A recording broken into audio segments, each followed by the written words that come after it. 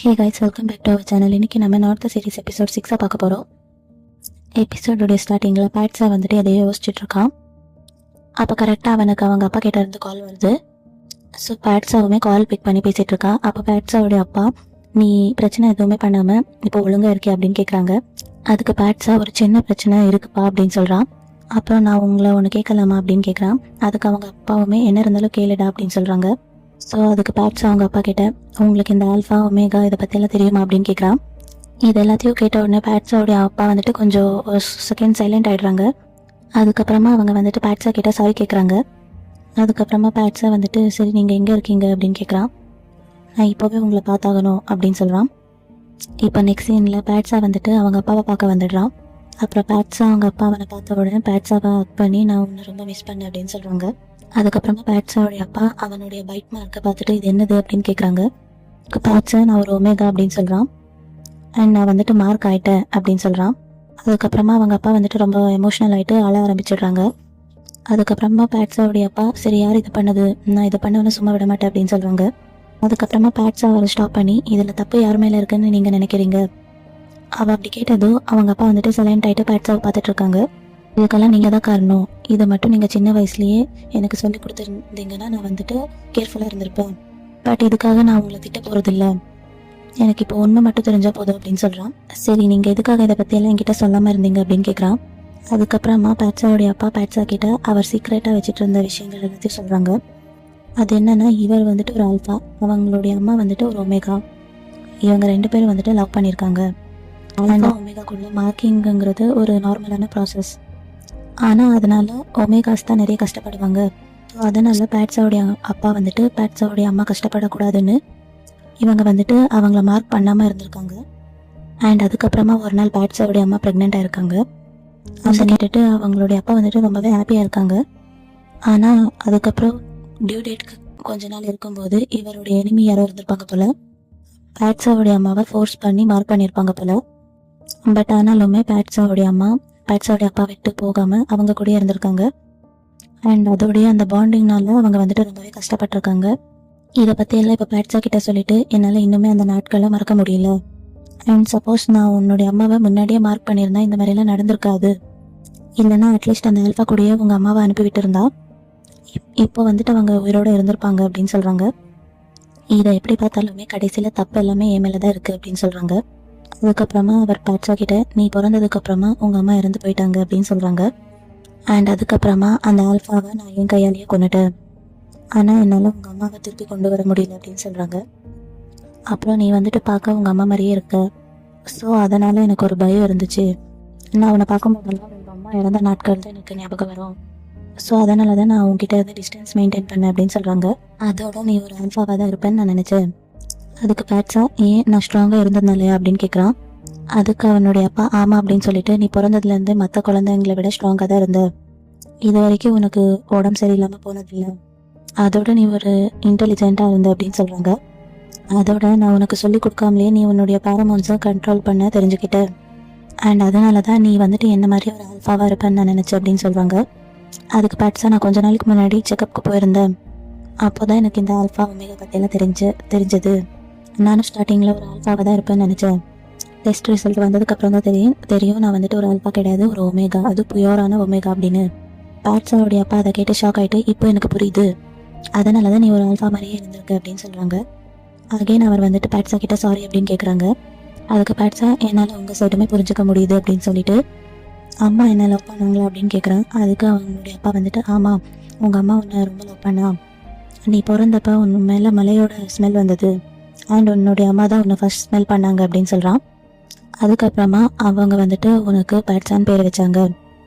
கடைசி நேரம் வரைக்கும் உன்னுடைய பேரை தான் சொல்லிகிட்டே இருந்தாங்க அப்படின்னு சொல்கிறாங்க.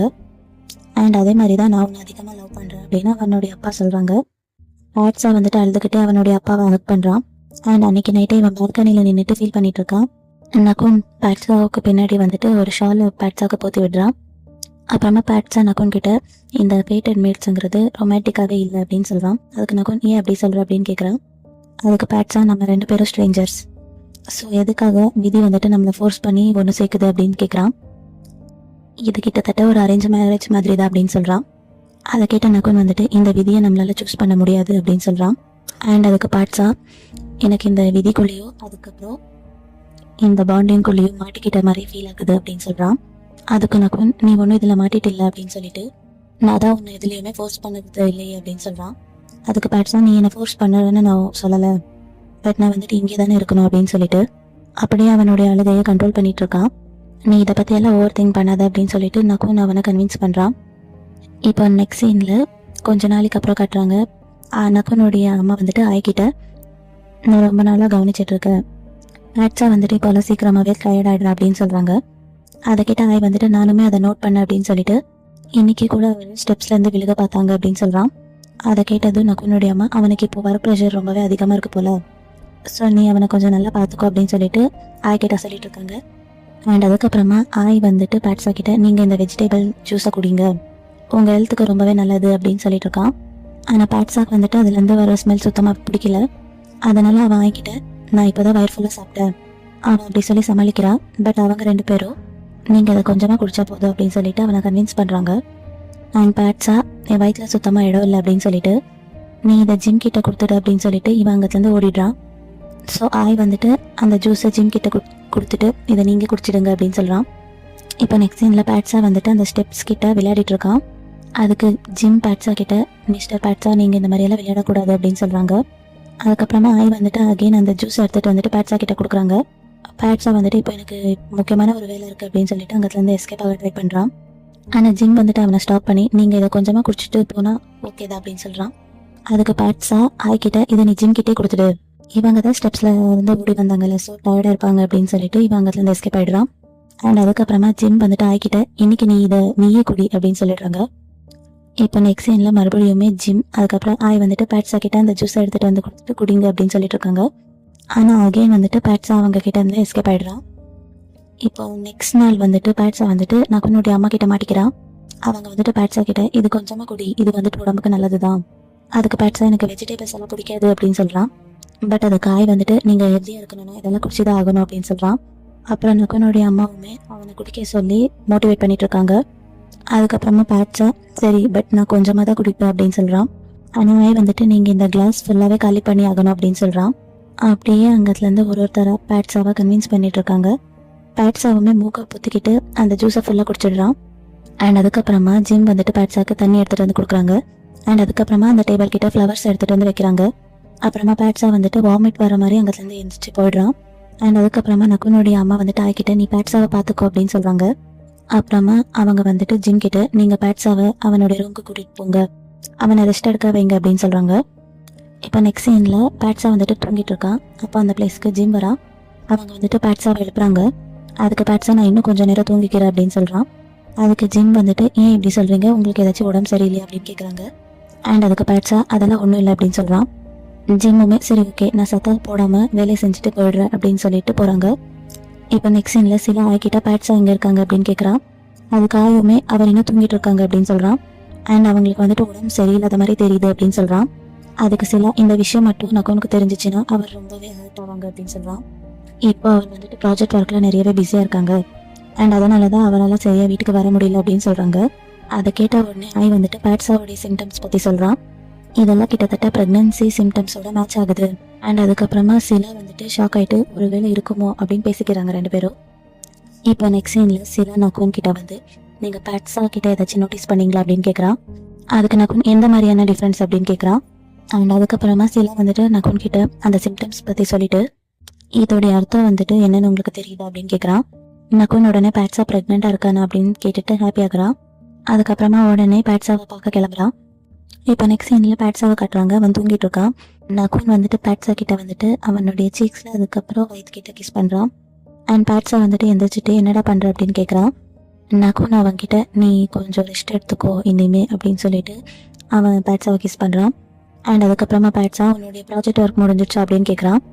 ஆனால் அவள் அதுக்கெல்லாம் எதுவுமே ஆன்சர் பண்ணாமல் அவன் பேட்ஸாவை ஒர்க் பண்ணிக்கிறான்.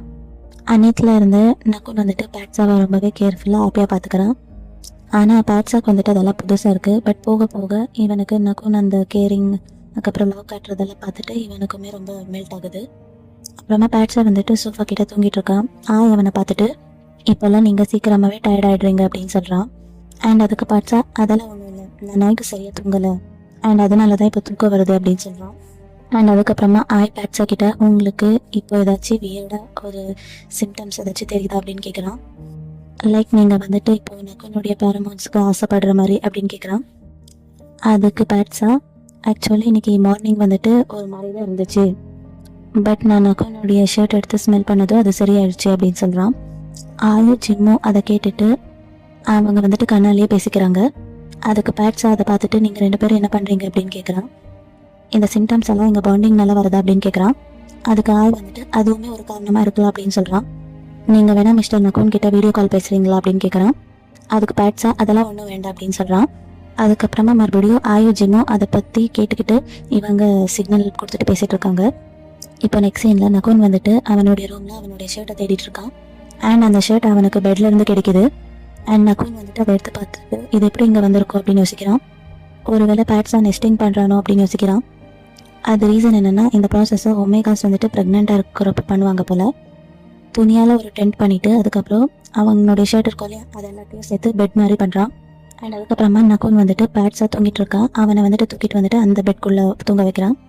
அதுக்கப்புறமா பேட்ஸாவுமே நக்குனுடைய பேரமோன்ஸை ஸ்மெல் பண்ணிவிட்டு அவன் ஹக் பண்ணிட்டு தூங்குறான். இப்போ நெக்ஸ்ட் சீனில் நக்கீன் வந்துட்டு ஓங்ஸாவை பார்க்க கெஃபேக்கு போயிருக்கான். அப்புறம் அவன் ஓங்ஸாக்கு முன்னாடி அவன் செஞ்ச டிஷ்ஷை எடுத்து முன்னாடி வைக்கிறான். அப்புறம் ஓங்ஸா அதை பார்த்துட்டு இதை சாப்பிட்றதுனால உயிருக்கு ஒன்றும் பிரச்சனை இல்லையா அப்படின்னு கேட்குறான்.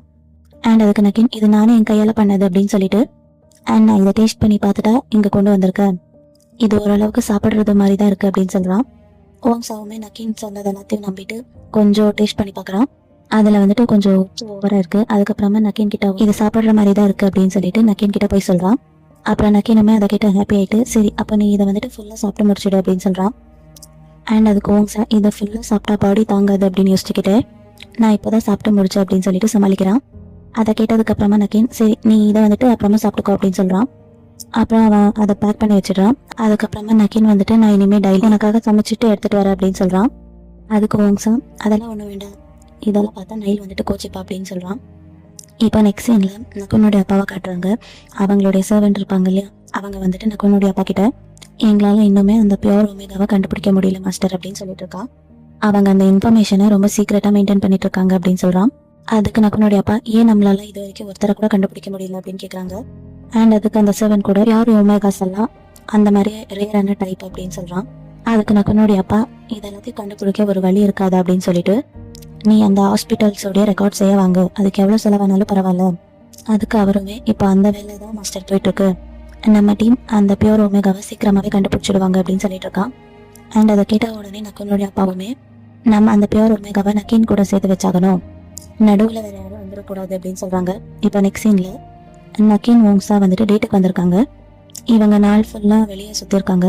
அதுக்கப்புறமா நக்கீன் வந்துட்டு ஓங்ஸாவை அவனுடைய ரூமுக்கு கூட்டிகிட்டு வரான். அதுக்கு ஓங்ஸாவுமே எதுக்காக இங்கே கூட்டிகிட்டு வந்த அப்படின்னு கேட்குறான். அதுக்கு நக்கீனுமே நீயே கொஞ்சம் நேரத்தில் தெரிஞ்சுப்ப அப்படின்னு சொல்லிட்டு இந்த ரூமில் என்னுடைய சென்ட் இருக்குது, ஸோ நீ அதை எதுன்னு கண்டுபிடி அப்படின்னு சொல்கிறான். அதை கேட்டால் ஓங்ஸாவுமே அங்கே வர ஸ்மெல் எல்லாத்தையும் ஸ்மெல் பண்ணி பார்க்குறான். இப்போ அவனுக்கு பின்னாடி இருக்கிற ஆரஞ்சு பிளான்ட்டை பார்க்குறான். நக்கீன் ஓங்ஸா கிட்ட ஒரு ஆரஞ்சு எடுத்து கொடுத்துட்டு இது எப்படி இருக்குது அப்படின்னு கேட்குறான். அதுக்கு ஓங்ஸாவுமே எனக்கு இந்த ஸ்மெல் ரொம்ப பிடிச்சிருக்கு அப்படின்னு சொல்கிறான். அதை கேட்ட உடனே நக்கீன் வந்துட்டு ஹாப்பி ஆகிட்டு என்னுடைய பேரமோன்ஸ் கூட இதே மாதிரி தான் இருக்கும், பட் உன்னால் என்னுடைய பேரமோன்ஸை ஸ்மெல் பண்ண முடியாதுல்ல, அதனால் நான் உனக்காக இதை ரெடி பண்ணேன் அப்படின்னு சொல்கிறான். அதுக்கு ஓங்ஸா இதெல்லாமே வந்துட்டு நான் உன்னை பற்றி தெரிஞ்சுக்கணும் அப்படிங்கிறதுக்காக பண்ணி அப்படின்னு கேட்குறான். அதுக்கு நக்கீனுமே ஆமாம் அப்படின்னு சொல்கிறான். அண்ட் அதுக்கப்புறமா ஓங்ஸா நக்கீனுக்கு க்ளோஸாக வந்துட்டு நான் உன்னை பற்றி இன்னுமே அதிகமாக தெரிஞ்சுக்கணும்னு ஆசைப்படுறேன் அப்படின்னு சொல்கிறான். அண்ட் அதுக்கு நக்கீன் உனக்கு ஓகேனா எனக்கு ஓகே அப்படின்னு சொல்லிட்டு நக்கீன் இன்னொரு தடவை ஓங்ஸாவுடைய கன்சர்னை கேட்டதுக்கப்புறமா அதுக்கப்புறமா இவங்க வந்துட்டு இவங்களுடைய வேலை பார்க்குறாங்க. இதோட இந்த எபிசோட் முடியுது. இந்த வீடியோ பிடிச்சிருந்தா லைக் பண்ணுங்கள். அடுத்து என்ன நடக்க போகுதுன்னு தெரிஞ்சுக்க நம்ம சேனலை சப்ஸ்கிரைப் பண்ணிக்கோங்க.